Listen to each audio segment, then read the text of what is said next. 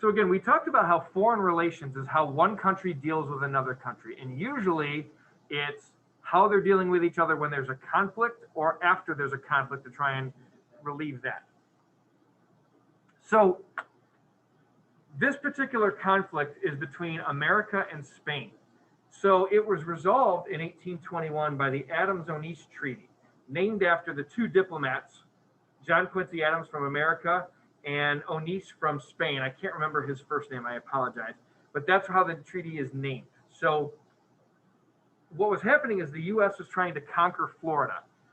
We had, America that is, had all of this land surrounding the state of Florida, but then Spain had that peninsula, which was very valuable for shipping because anytime you have land that's surrounded by water leading out to the ocean and going towards other countries, that's going to be prime shipping port area. And so if you don't own that land, you basically have to rent it or get permission from the country who does. So there were Americans who were creeping on the Spanish land. There were Spaniards who were creeping on American land. And so to try and squelch this conflict here, they had to come up with a negotiation. Now, Spain was also fighting not only with us here, but they were fighting against rebellions in Latin America. So some of their other lands that they owned in Latin or Central America, they were having to kind of fight two battles at once. And usually when that happens, you have to kind of choose, we're going to focus on this area or that area.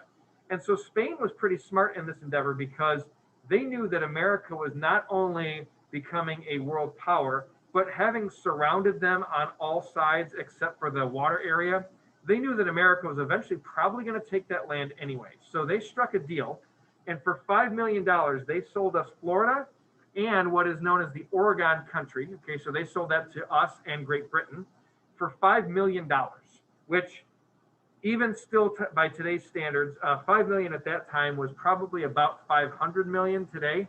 But even still, a chunk of land the size of Florida, especially with all those water resources, America got the much better end of the deal here, but Spain got the money that they needed to kind of help their economy, but more so to fight off those rebellions and put down those rebellions in Latin America.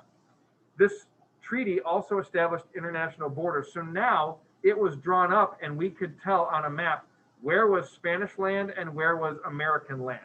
So it wasn't like, well, this is ours, no, that's ours. We now had it in writing where the exact boundary was. And essentially it's the current northern border of Florida, along with the southern borders of Georgia, Alabama, Mississippi, and then also Louisiana. So now, with the purchase of Florida, America had all this land in what is basically the eastern 2/3 of what is now the United States of America. So again, like we see in the images here, relations now improved between the US and Spain because of this treaty, because of this deal. And in many cases, a treaty is a negotiation or an agreement where peace is brought about, ending some sort of a conflict.